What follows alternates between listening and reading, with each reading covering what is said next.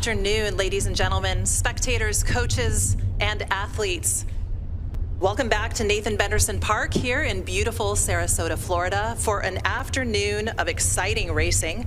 Up ahead, we will have Division III reps. The repechage is what is considered a second chance to gain entry into the grand finals. So first up will be the Division III second eights, followed by the first eights. After that will be Division I eights, second eights, and fours. And that at the remaining part of the day will be Division II eights and fours. So first up will be the Division III second eights repechage. In lane 2, St. Mary's. In lane 3, WPI. In lane 4, Tufts. Lane 5, Pacific Lutheran. The top 2 boats will advance directly to the grand final, and the remainder will move to the petite final. We'll turn it over to Lindsay Shoup and David Wyant, who are up at the start. Thank you very much, Adrian. We're on the race course already with these 4 boats. Again, top 2 are going to go to the grand final. This is the Division III second eights, and this is the repechage. This is a second chance qualifier for these boats. And we will see who makes it through. You could have a bad race by accident in the morning, maybe, not execute your race plan. You still have this second chance, Lindsay, to try to get into that grand final. It's going to be a 4-boat grand final, or excuse me, a 6-boat grand final, but 2 of these boats will make it through to it. Right now, early on, it is the 2 boats in the center of the race course, the ones that just missed out from the heats this morning, that are out front. It is the Jumbos from Tufts and the Engineers from WPI, and it's Tufts by about a deck right now over WPI. Yeah, after coming through the race this morning, maybe you had some nerves or something like that, and you had the opportunity to get that out of your system, come down the race course, and now here we are in the repechage, the rep this afternoon, with an opportunity to clean a few things up, practice your race plan before the grand final happens tomorrow morning. As David mentioned and how Adrian have mentioned, the 2 crews that do not advance through here will be in the petite final tomorrow morning. The other two will join Wellesley, Williams, Bates, and Ithaca, who have already progressed to the grand final to see who will come down the race course and take the crown as the Division III second eight national champion this year. So we're still early. Division III second eights repechage, the only repechage for this boat class, and it's still Tufts out in front. A little bit more than a deck now, though, for Tufts, so almost a half a length for Tufts. As soon as I say that, WPI starts closing the gap a little bit. But there is open water then back to current 3rd place is St. Mary's, the Seahawks, and 4th place connected with St. Mary's is Pacific Lutheran, the Lutes. And those 2 boats are really going to have to start to find more speed. It's going to be difficult now because the 2 that are out front, WPI and Tufts, are going to pace each other quite a bit. They're going to be back and forth. They're in qualifying positions. As we come through 750, they're still very well connected. And then you look back, and it's a couple boat lengths of open water back to the other 2 boats. So right now, we're looking for 2. They're going to move through to the grand final, and it pretty well is solidified, at least at 750. It continues to be Tufts ahead of Worcester Polytechnic Institute. And barring any major changes here at this point, these crews just continuing to solidify their rhythm down the race course. Here we are in this second 500, which is really your opportunity to really stay efficient, find your base rhythm, and really, again, I've said this before, but kill some time, right? You're cutting the first half of the race. Now, once you get to the 1,000, that's when you go, okay, reset point. Our legs are starting to feel the fatigue. We're starting to breathe. So we're staying composed in the first half of the race so that it sets us up for a really solid, clean second half of the race. Both of these crews do seem to be rowing nice, long and strong rhythm. It seems like the rates are potentially a little bit lower than what they were rowing with this morning, even though given these conditions of being a tailwind, you might expect them to row a little bit higher. But for both of these crews, what we're seeing is just long strokes, very controlled, very controlled, because all of the rowers, everyone on the race course, they know where they stand relative to the other 2 crews who have fallen off the pace. Yeah, WPI only 33 strokes a minute right now. And if you're in a position like this with these 2 boats with such a considerable lead on the other 2, I'm looking at the coxswains. We saw so much locked in from coxswain seats this morning in those heats. First race of the NCAA championships. I'm not saying that these women aren't locked in, but we don't see them crouched in. We don't see them like really kind of barking at their crews. They kind of just know where they are right now, which is they're connected as we come through 1250. It's going to be about a half a length lead for the jumbos over the engineers, maybe 3/4 of a length. So 750 meters left to put themselves into tomorrow's grand final and go for a national championship in this second 8 for Division III. As we start to see Tufts move out just a little bit. Again, Tufts slightly higher with the stroke rating than WPI. WPI about 33, Tufts about 35. And they are stretching it out here. Tufts seems to be taking seat by seat as they come into the last 500 meters of this rep. It is slightly different conditions than this morning, a little bit bumpier. So as the wind continues to pick up over the distance of the course, it's important that they maintain clearance of the blades on the water. Extract cleanly by shoving the boat along with your legs. Release a little bit in front of you. Stay clean, stay together, so that you can keep the blade itself well clear of any bumps that will start to accumulate toward the last 500 meters of this race. So as they come through, 500 meters to go, before we pass it to you, Adrian, it's the two boats from Massachusetts out in front. It's the Tufts Jumbos. It's the WPI Engineers in commanding position to move through to the grand final tomorrow. We'll pass it to you at the finish line. Great, and thank you so much, David and Lindsay, for that race call. So what you're looking at here is two crews that are feeling pretty confident right now. They are, barring any sort of random tragedy, you never know, it's never over until it's over. They look like they're going to go straight through to the grand final. So just pacing each other. Again, there's a lot of strategy involved in a race like this. So coaching might be saying, hey, let's just go out, let's execute a race plan, let's make it feel good so we move into tomorrow with a lot of confidence. And right now, Tufts doing a great job. They've had a really, really strong spring season, and we are watching them as they just tick it along and then punch their ticket to that grand final tomorrow afternoon. Right behind them, WPI, they were the runners-up in 2019 as a team, so looking to again possibly make that national stage in one of the grand finals. So looking strong here, just pacing, as David said, couple of beats lower than Tufts, maybe conserving a little bit of energy, very upright, long strokes here as that boat runs out from underneath them. They're getting a lot of what we call run from the boat. Not much of a windup here for the sprint from either of these teams. I think they're just kind of kicking it along and doing what they have to do to move into the grand. So Tufts, the Jumbos, with about a stern advantage right now over the Engineers of WPI. Back to them by several lengths of open water. It will be St. Mary's from Maryland wrapping it up in that third place position, followed by the Lutz of Pacific Lutheran in third.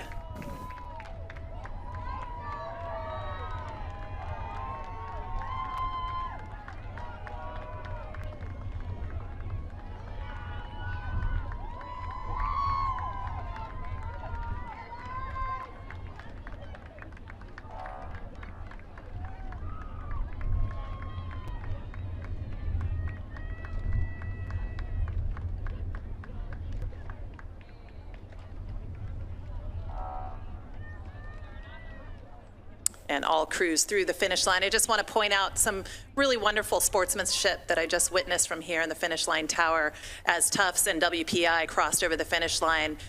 Crews, people in both of the crews raising their fists in the air, congratulating each other as they know that they have both moved into the grand final. So just really wonderful to see that sort of support across this Division III event. Moving it back up to the start, it is going to be just one repechage for the first eights in Division III. In lane 2, Pacific Lutheran. Lane 3, Williams.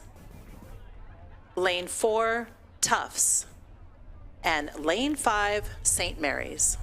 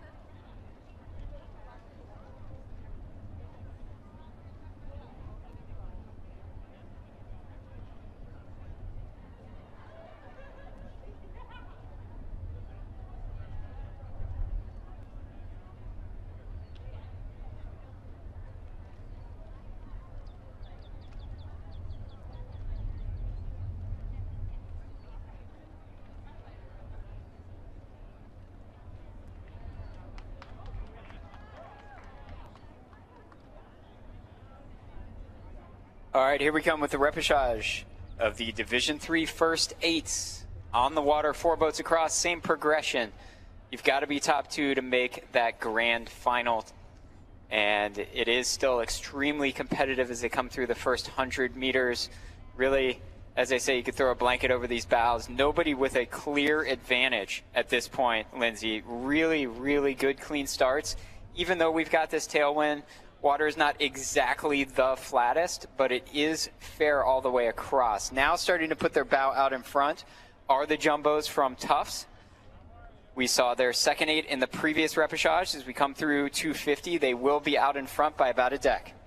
And out there in the far lane, it is Pacific Lutheran out in lane 2, who is also looking to go with Tufts here. It looks like they're surging there on the outside, trying to sneak in to see if they can clinch one of those 2 spots to join the other 4 crews that have already qualified in this Division III first 8 for that grand final that will be held tomorrow. Those other 4 crews that are already there are WPI, Ithaca, Bates, and Wellesley. So here we are on the outside as Pacific Lutheran in lane 2 has tried to surge up in there to see if they can eat into the lead of Tufts that has taken the lead a little bit early here. So who's it going to be to take those last 2 spots for that grand final that will happen tomorrow morning? So it's the Eves of Williams that have actually moved into the second spot at 500 meters. And they are closing the gap, it looks like to me, a little bit on the jumbos of Tufts. So again, we have 2 boats from the state of Massachusetts in these middle lanes that are sitting in the qualifying positions, as Pacific Lutheran has dropped off just a little bit. They're still there, but they're about a half a length behind Williams College at this point. So you've got Tufts, Williams College, then you've got the Lutes of Pacific Lutheran just ahead of the Seahawks of St. Mary's, Maryland. That is what they look like as they come through 650. And Tufts, let's see if I can get a stroke rating. This Tufts boat is really letting the boat glide through. They're letting sort of the water and the boat do the work. Looks like a pretty low stroke rating. So I would imagine, breathe a little bit. Yeah, I would imagine 32 strokes a minute. So I would imagine that they're going to stay pretty strong all the way down as they come through 750. And again, with these races, it really is get up to speed, get the boat from the start line from a dead stop. It's heavy initially. You've got to divide the work among a slightly higher stroke rate to get it up and moving. Your slide length is a little bit shorter initially because, again, that helps you get it up and moving. But when it comes down to who's going to come across the line, in this case, first and second for those next two qualifying spots, those last 2 qualifying spots, it's once you get up to speed, who's going to stay efficient and who's going to stay clean. When you stay clean, that is going to help you build your confidence in rowing in slightly more challenging conditions than what we had this morning, and having a confidence boost going into your grand final, whichever that may be, is a wonderful thing to have. So even though both of these crews are going to have 2 races on their legs before the finals happen, it's not necessarily a bad thing if they learn something here that can help them gain more speed as that grand final, as they get closer and closer to clinching one of those top 2 spots for that grand final. So at the halfway point, I'm watching Williams College close the gap now on Tufts. You've got 2 boats from the New England Small College Athletic Conference that are leading this repechage by over a length of open water back to Pacific Lutheran and St. Mary's, as Williams continues to kind of chip away at Tufts. It's still a Tufts lead, but it's getting much closer as they approach 1250. So again, these 2 boats with this kind of distance on the rest of the field, kind of the same thing we saw in the first rep that we had this afternoon of the second 8s from Division III, in that these 2 boats are going to be able to pace each other as they come through and think about finishing the last 750. And just as they come into the last 750 meters of the race, it does look like the bow woman in that far boat, in the Williams boat, who just as they were about to overtake Tufts, did catch a little bit of a digger there, but recovered it very quickly. That was impressive how quickly they came right back on it, because it didn't seem to slow the move that they've clearly taken in this third 500 of the race, which, if you can take a look at these athletes right now, you can see their confidence building in the way that they're rowing and how aggressive they are being with their leg drive, with the quickness that we're starting to see. They're almost perking up as they're coming down the course. So many close races are decided in the third 500, and right now the third 500 was owned by Williams College. They're going to come into the last 500, our 1,500 meter mark here at Nathan Benderson Park, ahead of the jumbos from Tufts by about 3 seats. And then you look back, it's about 2 boat lengths of open water back to Pacific Lutheran, who's got about a length on St. Mary's. So the top 2 are going to move through. Right now, it's the 2 Massachusetts boats. Again, Williams College ahead of Tufts. We'll give it to you, Adrian.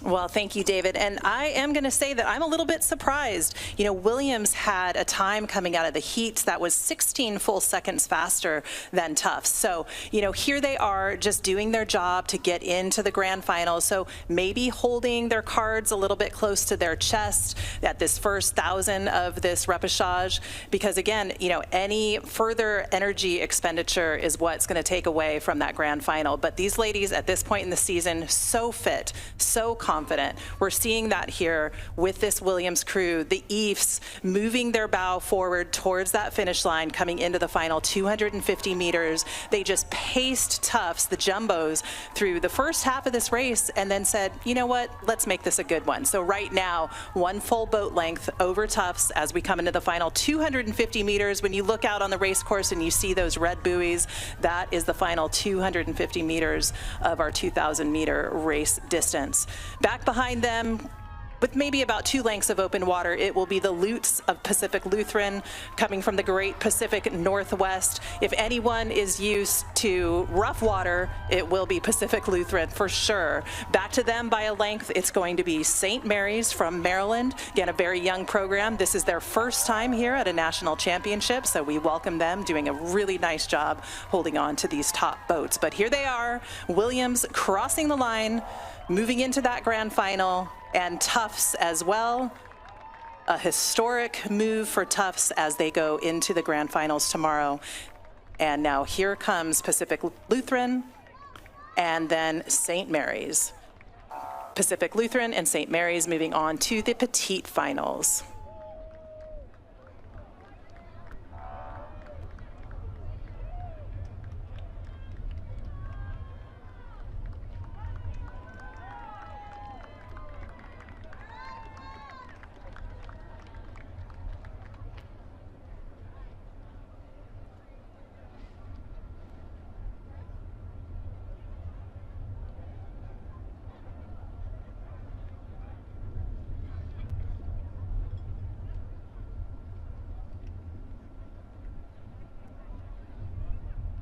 All right, and we're going to move it back up to the start. We're going to move into some repechage events for the Division I boats. First up will be the Division I first eights. We will have 2 heats of the repechage moving forward. And we've got 7 boats on the course. So this is the first time today that you'll see 7 lanes all the way across filled out. In this event, Lane 1, Southern California. Lane 2, Duke. Lane 3, Oregon State. Lane 4, Pennsylvania. Lane 5, Virginia. Lane 6, Northeastern. And Lane 7, Jacksonville. We'll turn it over to David and Lindsay for the start of this exciting repechage. We had so many close times coming out of the heats that this is going to be one to watch.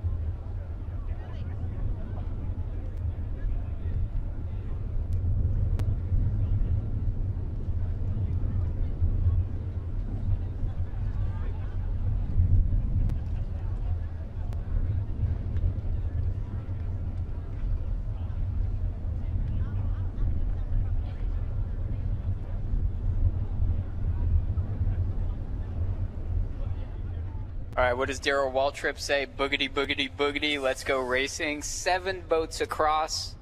One of the only places in America you're going to see 7 boats across is Nathan Benderson Park. And only 2 of these boats are going to come away with a spot in the A-B semifinals. Here they come. 8 crews have already qualified for the spots in the A-B semis. So each of these next 2 repechages that we'll see in the Division I 8s this afternoon will each get 2 more. So for a total of 4 extra spots that will go into a total of 12 boats that will make the A-B semis. So all 7 of these boats laying down as if it's their final. I'm certain, because you must come in top 2 in this race for a shot to make the final, because there is still another step between here and there to be had. So top 2 are going to go to the A-B semifinal. Everybody else is going to go to the C-D semifinal. Early on here, we've got Pennsylvania sniffing the lead at 250. They've got it by a couple of feet, maybe right dead level with them is the boat from Duke. So those 2 boats are pushed out a little bit from the others. Trying to go with them is Lane 5 Virginia. Duke having a very strong start here. They look like they want to vie for the lead as we get into just this first quarter of this race. They want to maybe stay a little bit high, keep their start sequence going a little bit longer to set a pace, set a tone early to give themselves a little bit of an advantage early on in this race before they lengthen out into their base rhythm. But all of these crews staying well connected, because there's a lot at stake here in this first rep of the Division I 8s. As we approach 500 meters, this is really good racing. It is Penn, it is Duke. They are out in front. Really hard to tell which one is, basically whoever's in the water and taking a stroke appears to be the one in the lead between the 2. So you got University of Pennsylvania, you've got Duke, and then right behind them and almost dead level are Virginia and Southern California. Those are your top boats. Then just behind those 2 is Oregon State. A lot of firepower in this repechage. Again, you got to be top 2. Duke and Penn continuing to lead the field, continuing to go stroke for stroke. Is it going to be that way all the way down the race course? We're going to see some sort of move from one of these crews to start getting more into the mix. As soon as I say that, I'm looking over at Oregon State. I'm starting to see their bow start to push in a little bit too. 4 or 5 boats at 750 still in the mix. And a few strokes ago, just before the 750, the bow woman in the Duke boat took a peek over to go for a little bit more, and then the boat caught a little bit of a bobble, so that cost them a few feet there of that pace that they were keeping right with Penn. That's given Penn a little bit of an advantage, but I imagine the adrenaline there would allow them to get right back on it. But in between them and Penn, it is Oregon State that is going little by little, taking advantage of that slight mishap that we saw in the Duke boat there, and see if they can push them a little bit farther up into this race. It's going to push Penn out in front. It's putting pressure on both of those crews. But by the looks of it, David, Oregon State in lane 3 is the boat that seems to be surging as we're about to cross into the second half of this 2,000-meter race. It is, and you're forgetting an important one. Virginia is surging with them. It's Oregon State and Virginia that are going toe-to-toe right now behind Pennsylvania, and they're starting to we're starting to see Duke drop back just a little bit. Still connected with all these boats mentioned is Southern California. So this is quite the race. 5 boats still connected as they come through 1,100 meters. David, if you're a coxswain in a 7-boat race and this many boats are side by side, who are you looking at if you are Penn or you are Oregon State? What are you thinking right now? Well, if I'm Penn, I'm thinking I've got to do everything to just continue to extend my lead, because you got to keep the momentum going and you got to motivate your rowers. They're out in front, right? So you're keeping them positive because they know that they're out in front, but more so, I was always hungry to get more and more, because no lead is safe in a race like this. I mean, everybody out here is hungry to move through. As Oregon State starts to close the gap just a little bit on Penn, starts to move away from Washington just a little bit, or excuse me, from Virginia. Virginia is now kind of moving out on both Duke and Southern California, but Southern California is catching up to Duke. So we've got a bunch of races going on within this race. It's going to come down to these last 500 meters. But if I'm Penn, I'm trying to extend my lead. If I'm Oregon State, I'm trying to find a couple of strokes, maybe a 5-stroke move.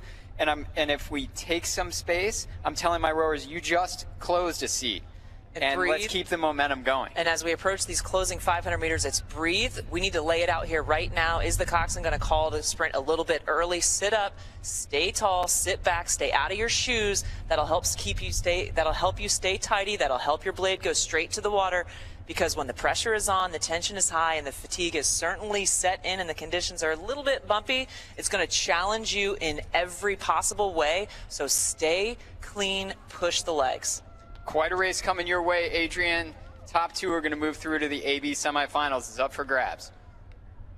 All right, and as they come across and come into the spectator area, it is a 5-boat race up front with Pennsylvania, the Quakers, in your lead. They just barely missed out on making the advancement directly to the semifinals earlier this morning, and we're looking at an excellent charge here by Oregon State in this third 500. So moving into the final strokes, it looks like Penn and Oregon State, but with Virginia charging just a few seats behind Oregon State. Now fading just a little bit was Duke. They were holding on to that third position. They're now in 5th, with Southern California moving into the 4th spot. So Southern California in 4th, Duke fading back to 5th. Behind them, it will be Northeastern, and then finally Jacksonville. But keeping your eyes on the race that really is hinging on moving into that semifinals. It is between Oregon State and Virginia. So Virginia with a just wicked sprint. I have seen them do this before, where it's going to come all the way down to these final strokes. Keep your eye on those bow balls as they surge towards that finish line. It's going to be whose blades are in the water at the right time. I'm not going to take a guess even from here, and I can see perfectly down to that finish line. It is Penn first across the line, but I think Virginia got it.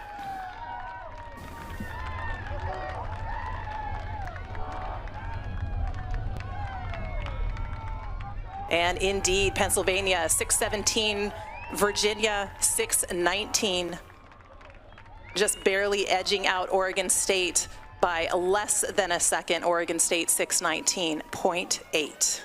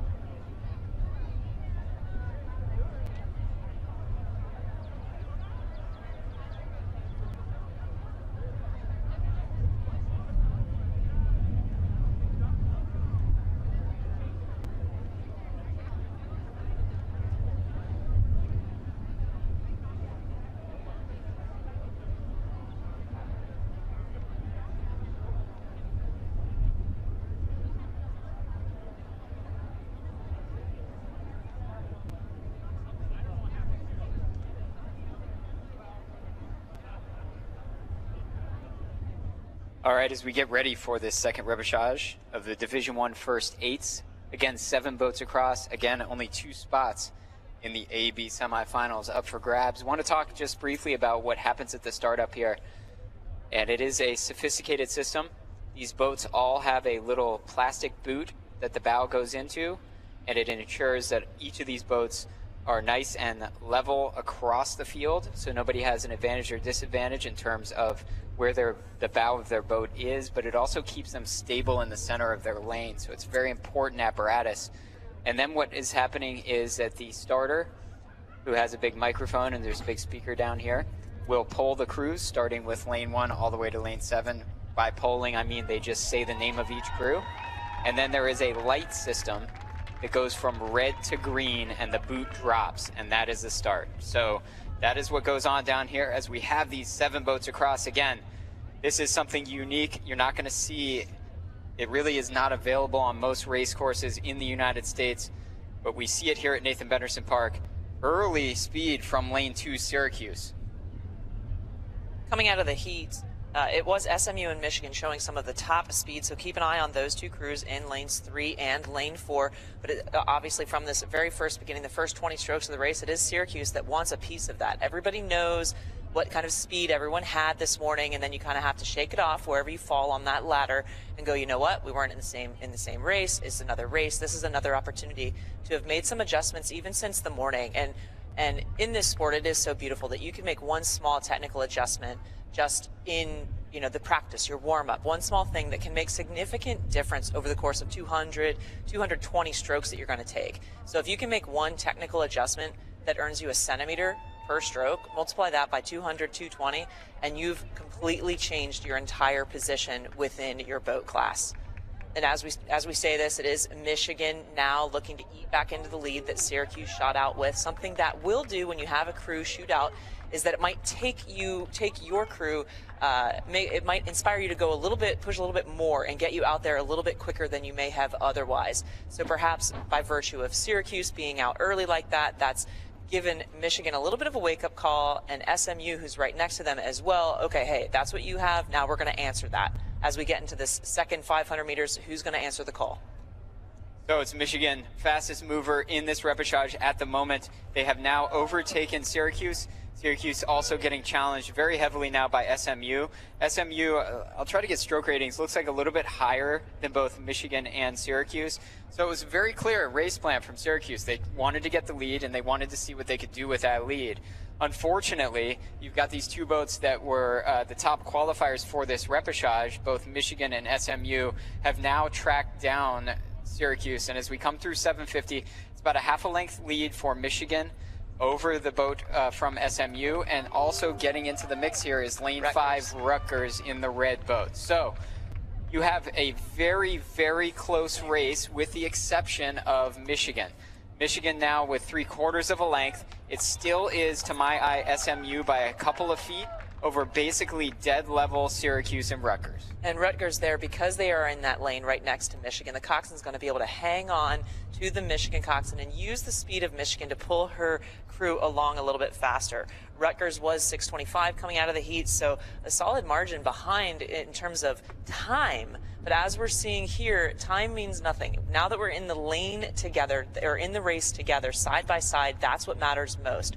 So now that we cross into this second 1,000, getting into this third 500 of the race, it does appear that Rutgers is coming together a little bit more and gaining a little bit more speed. The question is, can they find even another gear and even another level of cleanliness that will allow them to take even more inches into Michigan's lead, or at least go along with them as Michigan stretches out their lead?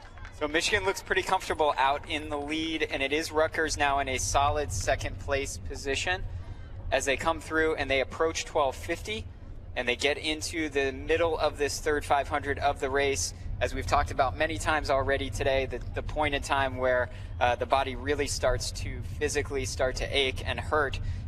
And really staying with it is SMU. They are not letting Rutgers get too far ahead of them with 750 meters left. They keep trying to kind of fight back, and they're doing it from time to time here, Lindsay, but it is still Rutgers by maybe a seat and a half over SMU.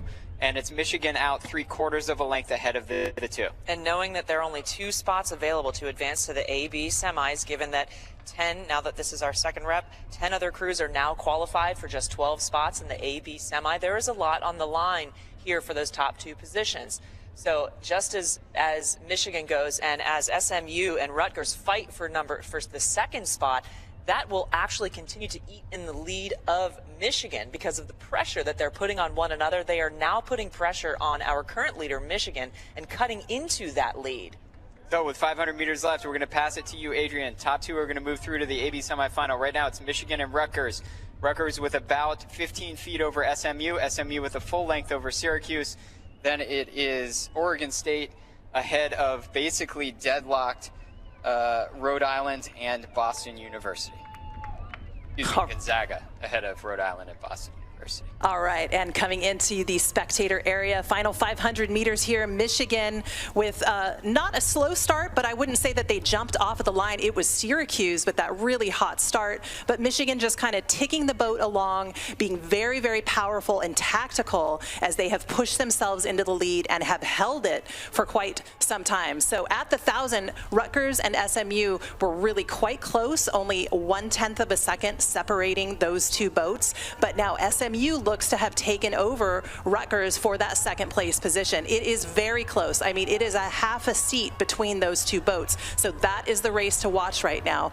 SMU and Rutgers pushing each other so hard that they've actually come into Michigan's lead just a little bit. Look at SMU, farthest from the shore, right next to Michigan. Michigan being flanked by these 2 crews that are chasing each other to get into that AB semifinal. SMU just really pouring it on here as we come into these final strokes. Michigan, they will hold on to the lead just by about 2 to 3 seats. And I think it is going to be SMU as we come to that finish line. Very close between SMU and Rutgers to garner one of those top 2 spots. But the Wolverines with the win, followed by the Mustangs, and then Rutgers, and then Syracuse in 4th, followed by Gonzaga. And now here comes Rhode Island and then Boston University.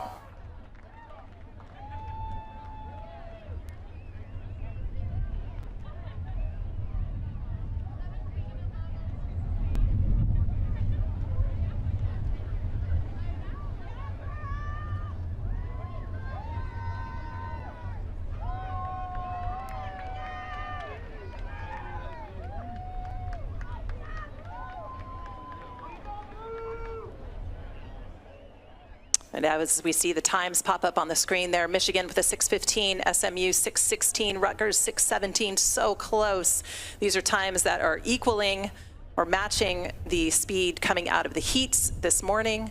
So these athletes racing on tired legs, and they're able to put down these phenomenal times. Just such a testament to the level of women's rowing in the United States right now.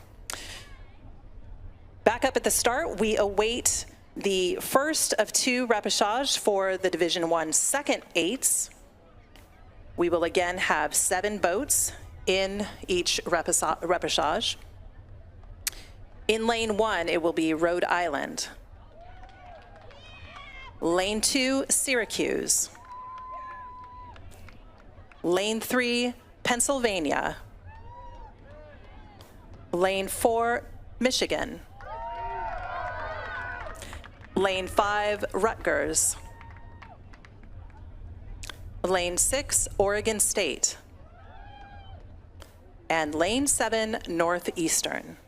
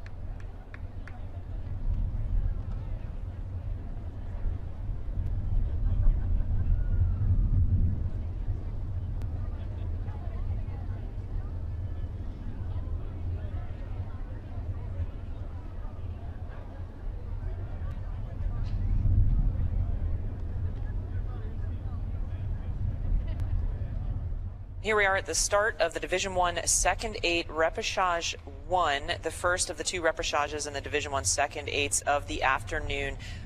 2 spots from this particular rep will join the other qualifiers the other 8 qualifiers who have already qualified to go straight through to the AB semi. Those are Texas, SMU, Yale, Cal, University of Washington, Virginia, Stanford, and Princeton have already qualified their second 8s for those AB semis out of the heats this morning. So who will it be for 2 of the next available 4 spots?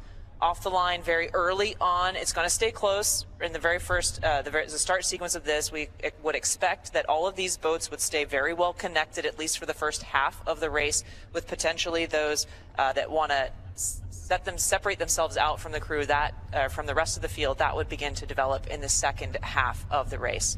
You'll see their stroke rates are higher at this point to get the boat up to speed. Can we get ourselves out in front? But not to be fooled, it's very important to lengthen to either a sub-lengthen first and then take another step down so that you gradually lengthen out even more to your most effective, efficient base rhythm, because there's that adrenaline of the early portion of the race that helps you with that high, get the boat moving portion. But then you have to be smart and you have to stick to your plan and know what's going to be most effective, because the race is not 45 seconds. It's not 250 meters, it's 2,000 meters and over 6 minutes of racing. And that is a lot of time to fill with solid racing, solid strokes. 3 boats are all right together at the lead. At Syracuse, Penn, and Rutgers are those 3. In between them, it is Michigan, who's starting to build a little speed as we come through 500 meters. But those are the 3 out in front. At 250, it was Syracuse with another hot start, and they have been reeled in by both Pennsylvania and Rutgers at this point. And it's still extremely competitive up front. Again, 2 boats will move through. Oregon State also staying in the mix and connected with most of the mentioned boats. So we've got a bunch of crews that are in position to try to put themselves into the AB semifinal. And one of the things that you talked about in one of the earlier repechage races, Lindsay, is times don't matter. And that's the beauty of this right now. You just got to be top 2. You got to do whatever it takes to get yourself in a top 2 position when you get to the finish line here at Nathan Benderson Park, and you're going to progress through the way that you want it. Right now at 750, it's going to be Penn with about 5 feet over Rutgers and Syracuse. And as Penn lengthens out, they are taking Michigan with them. So Michigan is creeping back into the lead that Rutgers took on them early on in the first portion of the second 500 of the race. Can they take advantage of that and allow their race with Rutgers to push them back up into Pennsylvania as the race continues to unfold, putting the pressure, having those secondary races? We've talked about this before. If one lead boat is out in front and other boats, whether it's 2 boats or 3 boats, in this case we have 3 boats who know that there are 2 spots on the line, but we have 4 crews out in front, that's going to keep whoever it is out in the lead, no matter what that lead is, it's going to keep them on their toes. Yeah, push the whole field forward. And it gets really uncomfortable when you have a boat like this, like Michigan. I'll tell you from experience, it gets really uncomfortable when that Michigan boat starts getting into the mix in between. You might be ahead of them in one of these adjacent lanes like Rutgers or Penn, but it gets real uncomfortable if that Michigan boat starts finding speed and starts getting into the mix as well, because oftentimes it can really kind of jumpstart maybe before you want it, the adrenaline, and it sometimes can lead to a little bit of a fade out. Right now it's Penn out in front by about a half a length over Rutgers. Rutgers with about a half a length on basically dead level Michigan and Syracuse. Michigan might now be slightly ahead of Syracuse for the first time. And here's the question that you ask yourself as a parent, as a spectator, as anyone onshore watching what these athletes are doing right now is, how do you stay composed when this is happening? You don't have halftime. You don't have periods to stop in between and grab some water. You're on the entire time. As soon as the light goes off at the start line, you go, and you don't have an opportunity to regroup. You have to do it all on the fly. So compound that knowing that only 2 of these boats are going to go through to the AB semi, and that would then give them an opportunity to earn points for their team. That is a lot of pressure. Then you add the fact that they already raced this morning, add the fact that it's a little bit bumpier condition, a little bit more challenging from a technical standpoint. That's a lot of pressure. So as you see each of these boats lengthen out over the course of this race, ask yourself, maybe ask them after they're done this weekend, how do you stay composed when the stakes are this high. Here comes Michigan. They are making it extremely uncomfortable for Rutgers right now. Rutgers still hanging on to second place. You're going to see it come through. 500 meters to go. Pennsylvania out in front. They remain in front about a half a length. And now it is essentially dead level. It is going to be Rutgers and Michigan, it looks like, fighting it out for that second spot over 500 meters. Everything's out the window if you're these two boats, and it comes down to 500 meters to try to get yourself in the AB semifinal where you want to be. 4th place, Syracuse. 5th place, Oregon State. 6th place, Northeastern. 7th place, Rhode Island. We'll hand it to you, Adrian. And what a walk-away lead here for Pennsylvania. Coach Wesley Ing has really just completely transformed that program. He won 2 titles at Trinity, so he knows what it takes to be a national champion.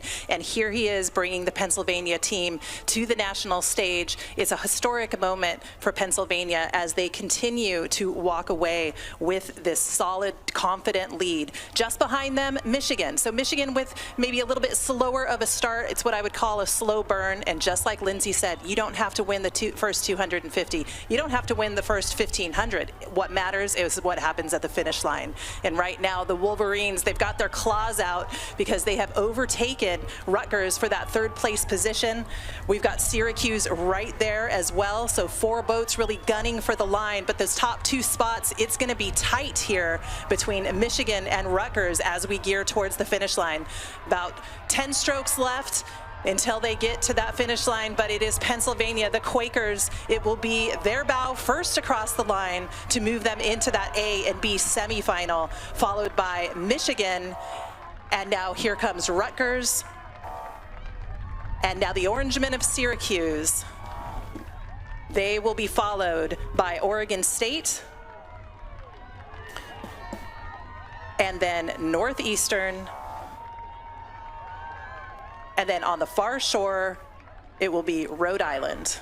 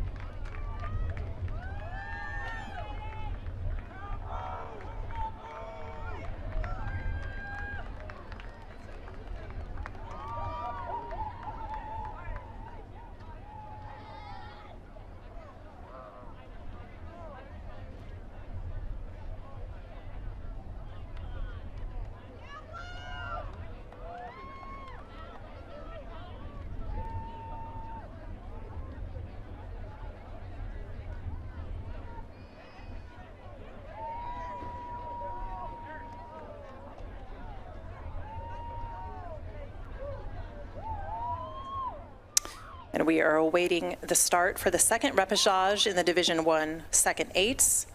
Again, we see 7 boats on the course. In lane 1, Gonzaga. Lane 2, Southern California. Lane 3, Brown. Lane 4, Ohio State. Lane 5, Duke. Lane 6, Boston University.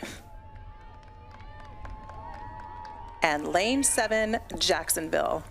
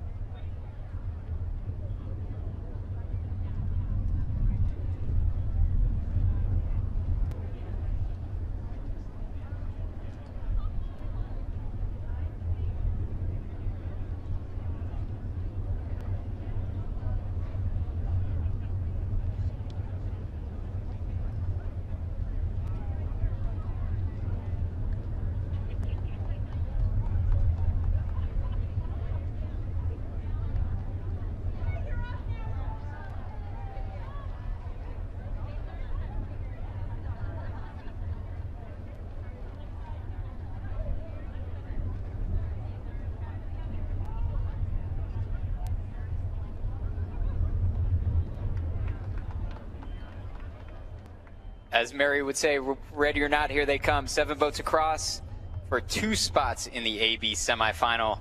Division I second eights, critical category for the team points as well. And everything's out the window. What they did this morning does not matter. Early lead, Brown in lane 3. And trying to go with them, the Ohio State University lane 4. Wow, everybody in the mix. I'm looking down the line and I'm seeing all the bow cards. The only boat dropping off at all is Jacksonville right in front of us, but they're still connected with everybody. So as they come through 250, it is going to be about a half a length advantage for Brown. And then, wow, I mean, this thing is competitive, too close to call. It does look like lanes 4, 5, and 6 are all stroke for stroke. So that's in order, Ohio State, Duke, and BU.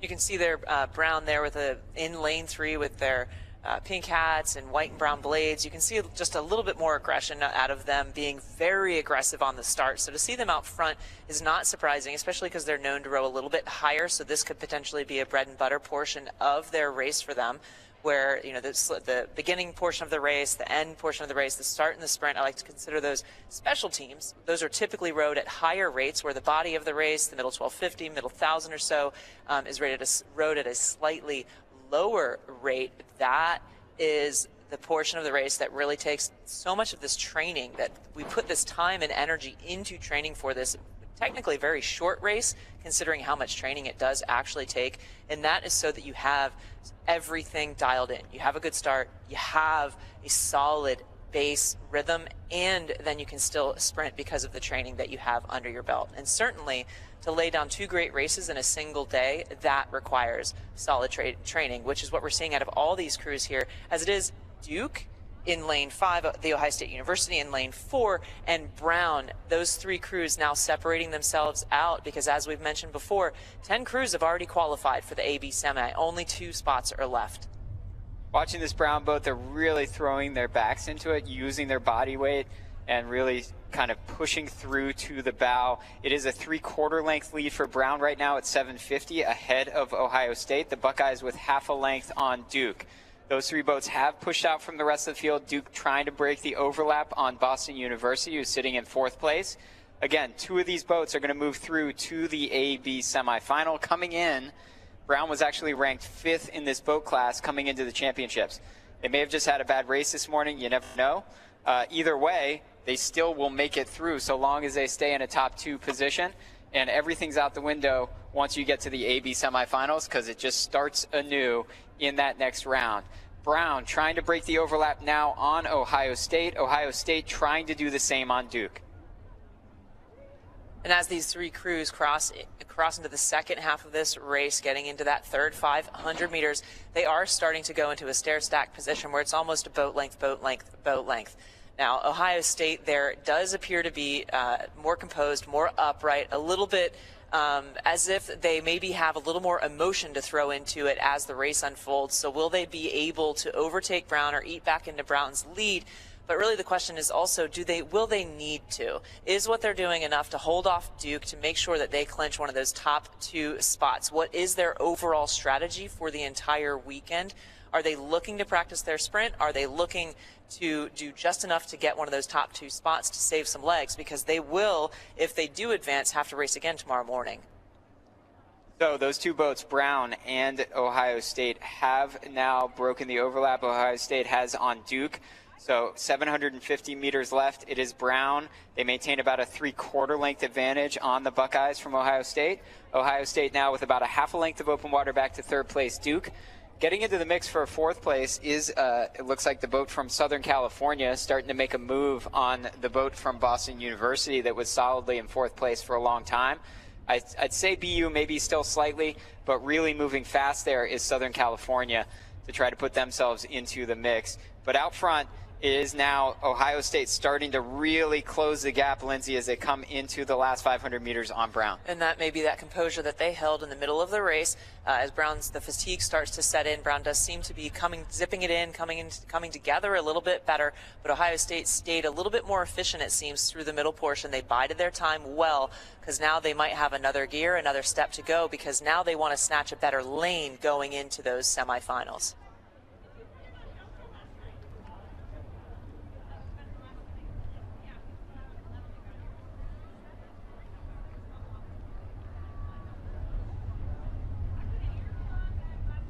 Okay, and all crews past the 500-meter mark coming into the final strokes.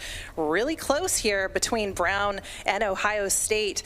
It does look like Ohio State has a very slight advantage over Brown, just maybe by about 2 seats coming into these final strokes. So well up front, they have clear water behind them to the closest crew, which is going to be Duke. So Duke with a good amount of open water between themselves and USC, or Southern California, in lane 2 against the far shore. In 5th, it will be Boston University. Slight advantage for them over Gonzaga, and then back to Gonzaga by open water, it'll be Jacksonville. But here we go with Ohio State winding it up. That stroke rate bump helped them to push their bow forward just a little bit more. So we've got Ohio State now sitting with a full boat length lead over Brown. Both of these boats moving themselves into the A and B semifinals, but of course wanting to execute, wanting to put on the best race that they can here in this repechage, perhaps reversing what might not have been an ideal race this morning. It's hard to tell, but certainly the Buckeyes, a very seasoned program, pushing their bow first across the line, and then Brown, also the most successful team of any in terms of total national championship crowns. And now here comes Duke, very solid program that's been built by Megan Cook in the ACC. And now Southern California, also a program that has been retooled over the last few years, and they are looking very, very strong. Boston University back again at the NCAA championships. And here is Gonzaga, a perpetual contributor to the NCAA. And then finally, Jacksonville crossing the line. Rough couple of years for Jacksonville, and it is great to see them back at the national championships. So Ohio State as your winner with an unofficial time of 6:23, followed by Brown University 6:26. So unofficially, those two teams moving on to the A and B semifinals.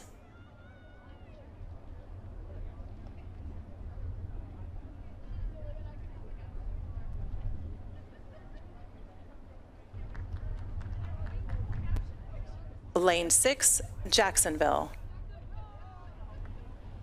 And lane 7, Rhode Island.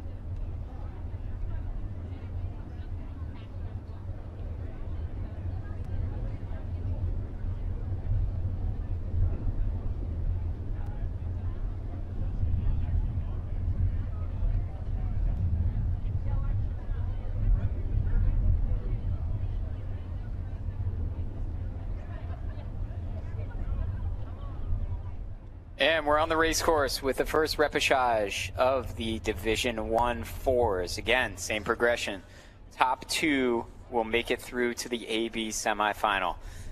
Difference here, if you're watching at home, you're maybe a little bit newer to rowing, and maybe you don't even know what a coxswain is, but the coxswains who steer, they call the race plan, and they keep the athletes motivated. Those are probably the primary tasks of a coxswain. They steer. They make sure you go straight. Yeah, they're laying down in the fronts of these boats, in the bow. So you see their heads, typically wearing a hat, kind of popping up. Right now, early leader is that boat from Virginia in lane 4, and they've got about a half a length on the rest of the field. It's really too close to call as we come through 250. Bunch of boats in the mix. You've got Penn, Duke, USC. Everybody is kind of still in it. And then closer to us, lane 5, Oregon State as well. And out on the outside, Pennsylvania there, they look like they maybe maintained their start sequence a little bit longer, so that did nudge them up past lane 2 of Duke to keep them up there with what Virginia's doing. At this point, staying composed, staying in your hull is all that really matters. You need to make sure that you're not distracted by what's going on around you. And that goes back to that conversation about how do you stay composed when these boats maintain contact like this. It's very different racing when you get out ahead and you have a clear view of the rest of the field. You can kind of sit there and watch the moves as they unfold. You watch other teams do their thing and you just stay in your rhythm knowing that it's working. It got you out in front, and you keep breathing, pushing, and resetting. And so when there's more going on, it is easy to get distracted. But what does it take? A lot of practice. It just takes time. Stay focused, day in and day out in practice by lining it up against yourself, your teammates. You get to line up against some of the best teams in the country every day just by racing your own teammates. So you have an opportunity to practice your focus. All that you're thinking is push, follow, or rhythm, breathe if you're the stroke seat. Big time race going on between Duke and Pennsylvania behind Virginia. Virginia with almost a full length on the 2, and coming right up as soon as I called those 2 out is the boat from Oregon State in lane 5. Those 3 boats are really basically stroke for stroke. It's maybe slight Duke lead over Oregon State over the boat from Pennsylvania. But at 750, any of those boats could easily take the second spot in the next 1250. So we're going to see what happens in the middle, the body of this race. Right now, Virginia out in front, rowing about 34 strokes a minute, and in the driver's seat. That's about all we know. Now it's the Beavers from Oregon State sitting in a solid second place. So that was really kind of a big move there, Lindsay, from them. Started at about 600 meters, and we're now at about 800 meters, and they went from 4th place to 2nd. And with Pennsylvania on the far side and Duke right next to them, Duke has taken back into that edge that they had on them. And what that will do is, again, push those 2 crews up. So then we'll have 4 boats vying, which will then push into Virginia. It was Virginia and Southern California who came in 3rd in their respective heats, just missing out on those spots that go direct to the AB semi. After them, Oregon State and Duke were the fourth place finishers, with Pennsylvania being a 5th place in their particular heat earlier today. So to have all 4 of those boats trailing now behind open water, behind Virginia, vying for that 2nd spot will cause a little more pressure to happen on that lead Virginia crew at this point. We're only halfway here. We're now into the 3rd 500, so there is a lot of time and a lot of race left for everyone that's out here on the water right now. Man, look at this race. This race is very intense behind Virginia. It's still Oregon State, but now Southern California is sitting in 3rd place. They had a tremendous last 250. They have gone from 5th place to 3rd place, and they are surging, is Southern California. Duke is the one that's kind of dropping off at the moment. Still trying to go is Pennsylvania, all the way up there in lane 1 at 1250. It's Virginia, almost a full length of open water on Oregon State. Oregon State is trying to hold this 2nd place position. What I will say about Oregon State in this situation is that the coxswain only has to look one way. She's in lane 5. She only has to look one way to see anybody who's challenging her. But man, she is going to have to call something here, Lindsay, because Southern California has brought it to level. It is Southern California who who sat back a little bit on the other 4 boats that were across at that point, and they just very methodically bided their time to come back into Oregon State. But it does appear that Oregon State hasn't let that phase them. They're still holding steady, maintaining just a narrow margin over them. If I'm Virginia at this point, knowing that 500 meters are to go, yeah, you have the clear water, but you can never be far enough ahead in a situation like this. When the quality of the athlete, when the caliber of the speed that's happening on the course, it's the NCAA championships. Doesn't matter where you are until the finish line happens and you hear that horn and the referee waves her flag. So with lanes 3, Southern California, and lane 5, Oregon State, and then look for Pennsylvania out there on the outside as well. A lot can happen in the next 500 meters. Yeah, Duke and Pennsylvania have already wound it up. They took up the stroke rating, and they're trying to get into the mix. A little bobble from Southern California. Is that going to propel Oregon State? It's about 450 meters left. It's really a battle, a Pac-12 battle for that second spot. It's Virginia out in front, and then it's going to probably be Southern California or Oregon State. We'll see if Pennsylvania can get back into the mix. Great race, Adrian. It's yours.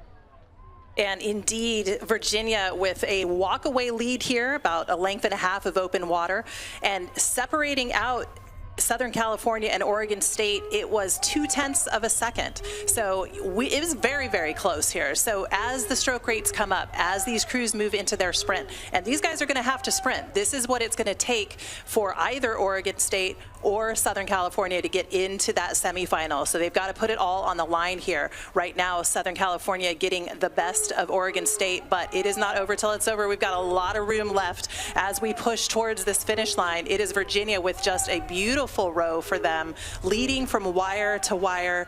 The orange out there in front in those beautiful orange blades. The Cavaliers doing a nice job showing that this is why rowing is often misperceived as being easy. They are making it look easy here in this repechage as they push themselves towards the line. But what's hard, this is between Southern California and Oregon State. This is where it hurts. It's going to come down to these final few strokes here, but I do believe that the Trojans are going to have the upper hand coming into the final 10 strokes here. Will they be able to maintain their lead over Oregon State? And I believe that they will. Just by a couple of seats, it will be Southern California and then Oregon State. They will be followed by Pennsylvania. And then here comes Duke. And rounding it up here will be Rhode Island, the Rams, with an open water lead over Jacksonville.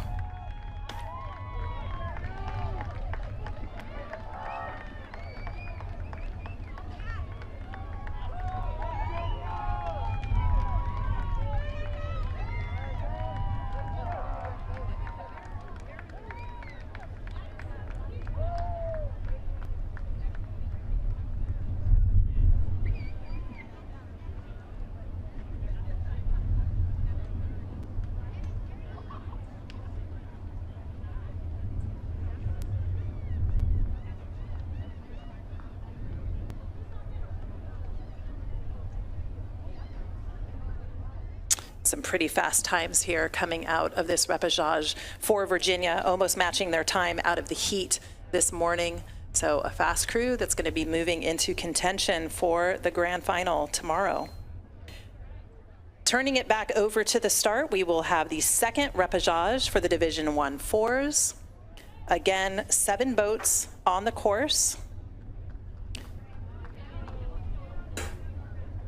In lane 1, Northeastern. Lane 2, Rutgers. Lane 3, Southern Methodist University. Lane 4, California. Lane 5, Syracuse. Lane 6, Gonzaga. Lane 7, Boston University.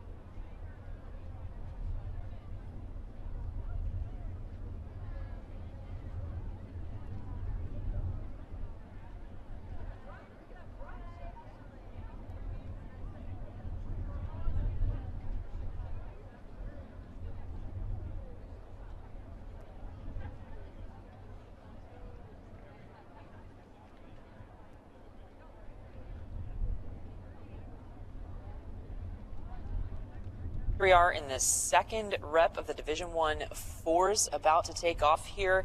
Now with these crews that are here, there are 10 boats that have qualified to go to that AB semi. And what you'll see is 5 crews qualified, all 3 of their team's boats straight to the AB semi, straight from their heats. That was Texas, Washington, Princeton, Stanford, and Yale, making all 3 of their boats straight through to the AB semi, straight out of the heats. But the crews that have added additionally to that to get all 3 boats, what does that mean? First 8, second 8, and 4 to get all 3 boats into the AB semi.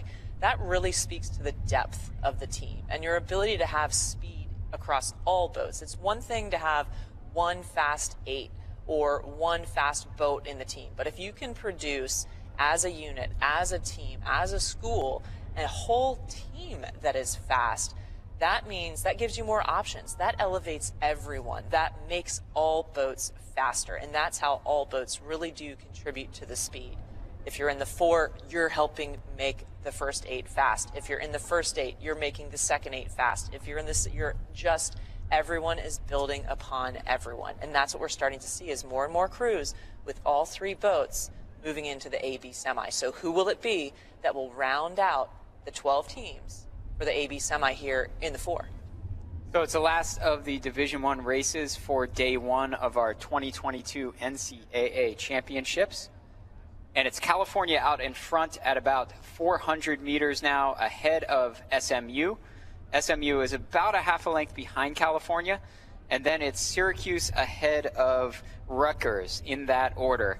Then it's the boat in lane 6, which is Gonzaga, who is slightly ahead of Boston University and Northeastern. So it's kind of, it looks like a chevron. It's kind of an arrow pattern. Certainly if you're seeing an above shot, you will probably see that, but it's California coming through 500 meters with half a length on SMU. Those are your 2 qualifying boats through 500 meters, but anything can happen here. There's 1,500 meters left out here at Nathan Benderson Park, and in these 4s, you can really change the boat speed quite a bit at various points, depending upon what you want to do and how you want to execute your race plan. California does look pretty comfortable. SMU doing a nice job of staying right with California. It's been basically the same gap since about the 200-meter mark. And now they didn't like it. Syracuse pushing out did Rutgers, so Rutgers has pushed back up into 3rd place. And that has allowed them to push up SMU, who is pushing into Cal's lead. California took a slightly more dominant lead in the first 500 meters or so of this race. And as these boats have all lengthened out, knowing that there are 2 spots available to them to make it to those AB semis that will be raced tomorrow morning, they are now pushing back into that early lead. And with Rutgers, we've seen already through the reps this afternoon that other crews of theirs have had strong showings in the second half of this race. So look for them to increase speed, to gain speed as the race unfolds, which will again put pressure on SMU, who will continue to put pressure on California. California, little move there. Maybe it was a 5-stroke power move. They took about 2 seats more away from SMU. So it's now about a 3/4 length advantage for California in front of this repechage. SMU still sitting in a solid 2nd place in their bright red boat, and it's still Rutgers and Syracuse that are fighting one another, trying to stay right there with SMU, trying to stay connected with SMU as we approach the halfway point and the boats reset just a little bit. California is going to need to be careful. The coxswain, as I've talked about before, is not going to be able to see the other crews at this point, given their advantage as they come through the halfway point. So there's got to be some verbal communication going on between the bowwoman and the coxswain in the California boat to make sure that they stay out in front and they stay comfortable. It still is SMU, a half a length behind California and about a half a length ahead of Rutgers.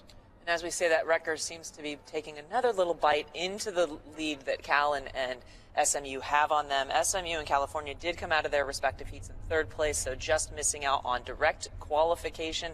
So that's why they're in lanes 3 and lanes 4. But we've seen some technically upsets, what you would consider upsets here this afternoon, where boats that are in the outside lanes who didn't progress through their heats in the positions that they maybe wanted to have been able to take those top 2 spots. So keep watching Rutgers out there on the outside as they're putting even more pressure on the red hull of SMU.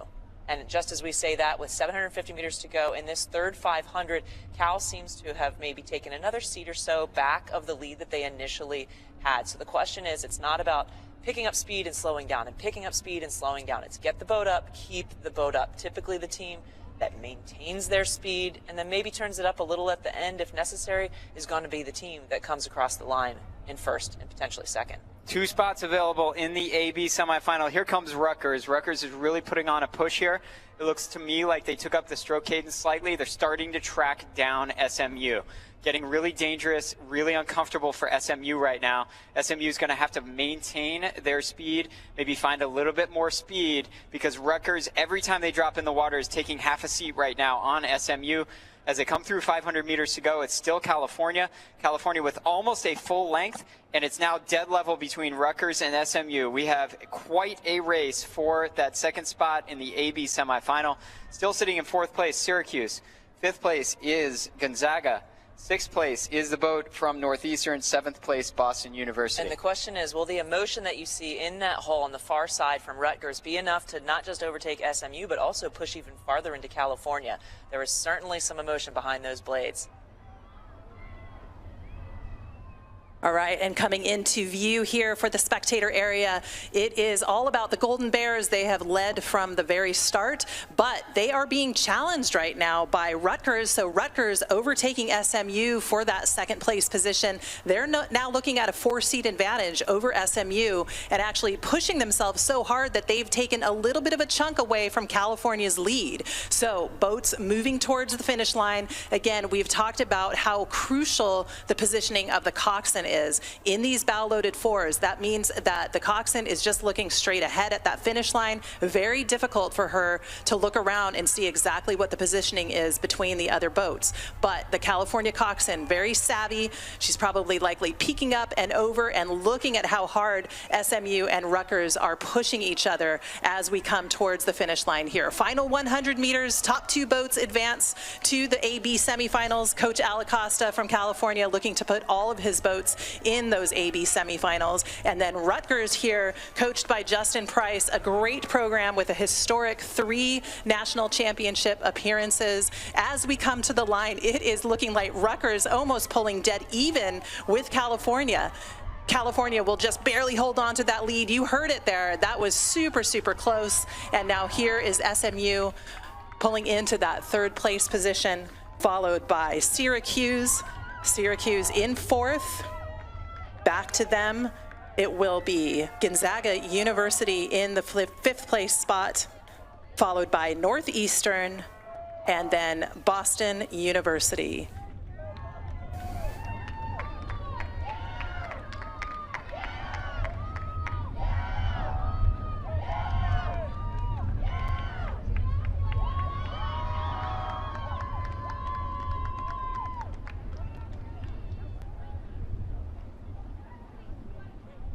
Again, fast times coming out of these repechage events. California with a 7:06.8, Rutgers 7:07.6 unofficially. So as we call out the times, again, those are not official, but looking like unchallenged. That will move forward, and California and Rutgers will move on to those AB semifinals.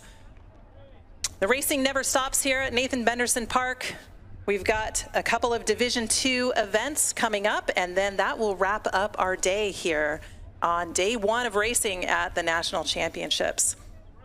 First up, it will be a second chance for our Division II crews to get into the grand finals tomorrow. So tomorrow being the final day of competition for these Division II athletes.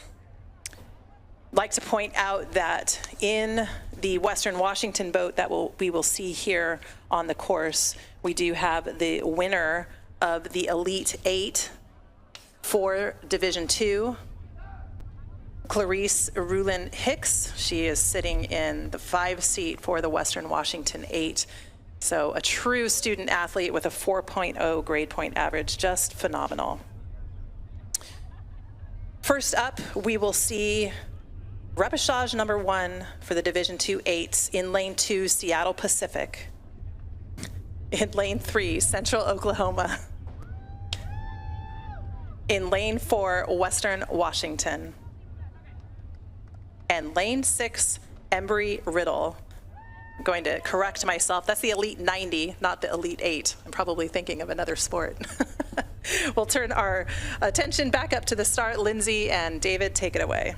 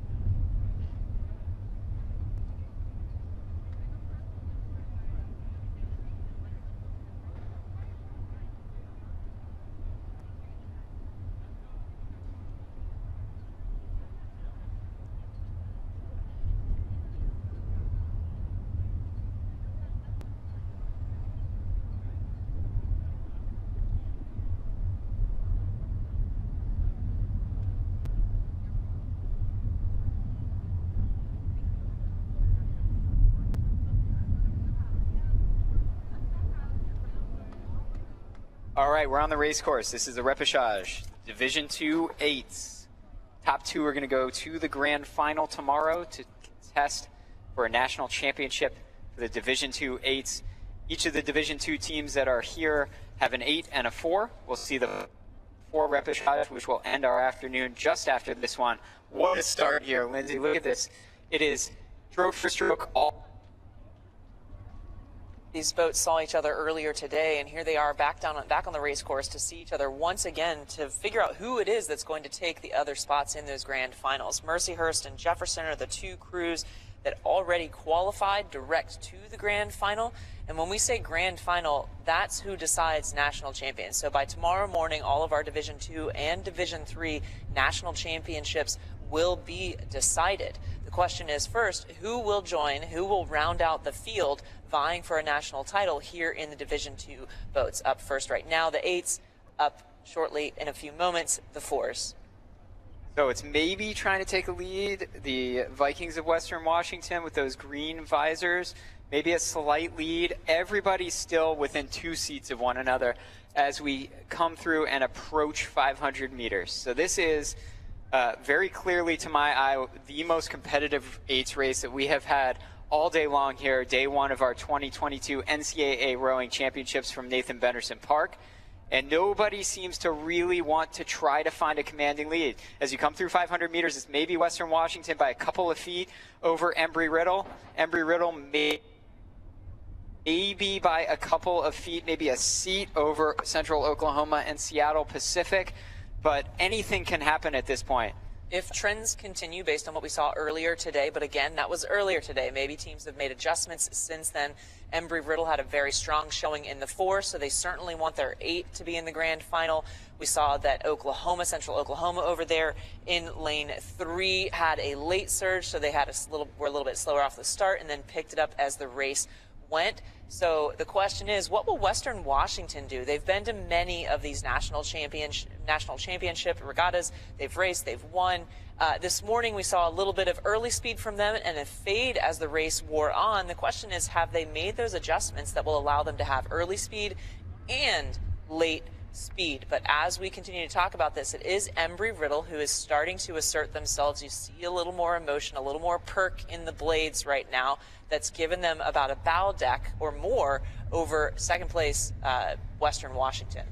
You may say, who is Embry-Riddle? It's Embry-Riddle Aeronautical University out of Daytona Beach, Florida. And they have about a 2-seat lead right now in Western Washington. Those two boats have now asserted themselves into those top 2 positions, which would qualify for the grand final, as you have Western Washington sitting in second place, and they are almost 3/4 of a length ahead of third place Central Oklahoma, who's about 2 seats ahead of Seattle Pacific.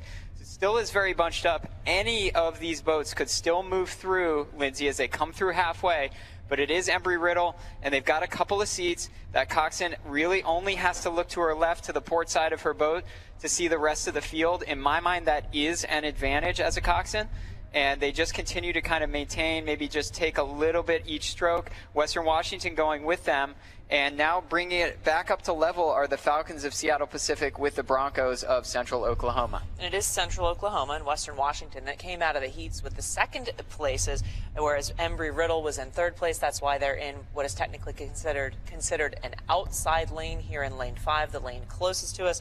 Seattle Pacific, same. They placed third in their respective heat as well. That's why they're all the way over there in lane 2. But right now, push reset, come in, make a few changes. Embry-Riddle wants their 8 to be in the grand final as well. And Western Washington is just sitting very composed. If you look at the bright green visors that they have, they seem to be moving pretty well together. No heads are flailing, no huge, there is no visual sign of fatigue there. So are they just going to keep sitting right where they are and just chip away at the race course? They don't necessarily need to eat into Embry-Riddle's lead at this point. They just need to get down the course, and then once the finish line gets a little bit closer, maybe they'll turn it up. Will they have another gear to show what their experience, having raced at so many of these national championships, has taught them over the years. Well, and they could have another gear just on the stroke rating, as Embry-Riddle's at 37, Western Washington about 35.5. As they approach 500 meters to go, those two boats have pushed out. They have open water on the other two. It is Central Oklahoma sitting in third place, about 2 seats of open water behind Western Washington, and about 1 seat or 2 seats ahead of Seattle Pacific. So you do have two boats in those qualifying positions for the grand final as they come your way, Adrian, and it's currently Embry-Riddle and Western Washington.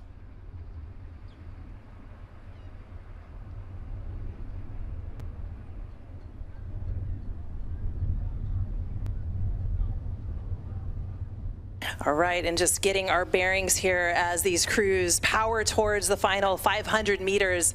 We're looking at just a phenomenal race here from Embry-Riddle. I wanted to check some of the times that were coming out of the heats this morning, because I think Embry-Riddle might have been holding their cards a little close to their chest, knowing that they were going to have to race again this afternoon. So some, I don't want to say surprising speed, but very, very challenging here as they move up to challenge Western Washington. Western occupying that second place position for much of this race, much of the middle 1,000 of this piece, but now looking again, Lindsay referred to the legacy that Western Washington has, a very, very seasoned program with some very experienced coaches, 8 national championships. So it is in the blood of the Vikings to come out here and win. So here we go, Western Washington looking at now a 1-length lead over Embry-Riddle. Embry-Riddle putting on quite a show here through this middle 1,000, and they look to be in contention for one of those spots in the grand final tomorrow. I cannot wait for that racing,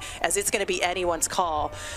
Right now, super tight here between Seattle Pacific and Central Oklahoma. Those two crews moving back and forth throughout the season in competition, but right now it is Seattle Pacific that's going to hold the upper hand over the Broncos as the Broncos fade to 4th. Great racing here in our Division II boats. Western Washington with a 648.0, Embry-Riddle just behind them in 650.6.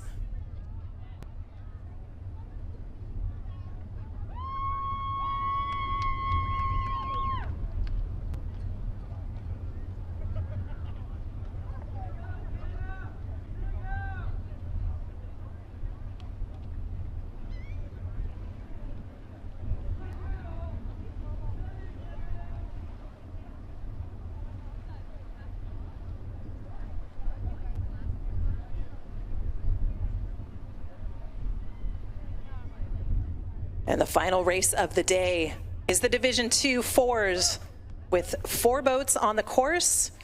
The same progression here with 2 boats advancing to the grand final.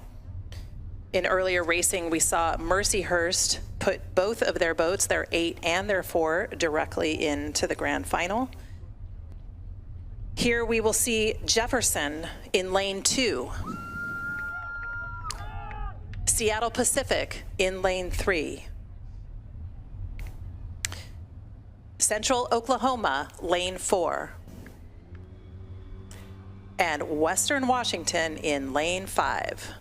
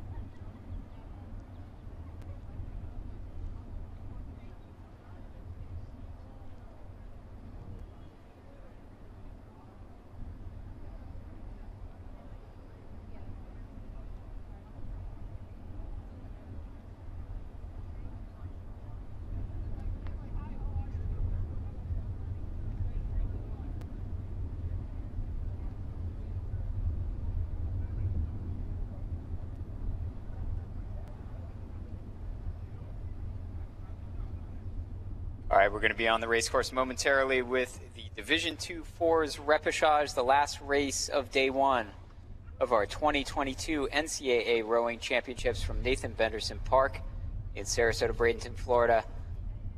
The boot's going to drop. It's going to go from red to green, and we are going to get going. Again, same progression as the eights. Top two will go straight to the grand final to try to win a national championship in this boat class and or as a team. Here they come. As those boots drop, that is an apparatus that is unique to this race course. It is rare to have the opportunity to use that at this level, at the collegiate level. You usually only see that at the elite international level. So to have an apparatus like that, that takes away one element of distraction at the start. It allows you to be even more dialed in because the coxswain and the bow pair don't need to worry about the direction. And as we see the wind start to pick up a little bit, make conditions a hair more challenging than they were this morning, it's certainly a nice device to have in your back pocket just to make things a little bit easier, because the stakes here are higher. Top two advance to the grand final, the other two to the petites. So top two are already starting to separate a little bit as we come through 250. It's Western Washington in lane 5. It's Central Oklahoma in lane 4. And those two boats have almost a length on the other two in the field, Seattle Pacific and Thomas Jefferson, that are in lanes 3 and 2 respectively.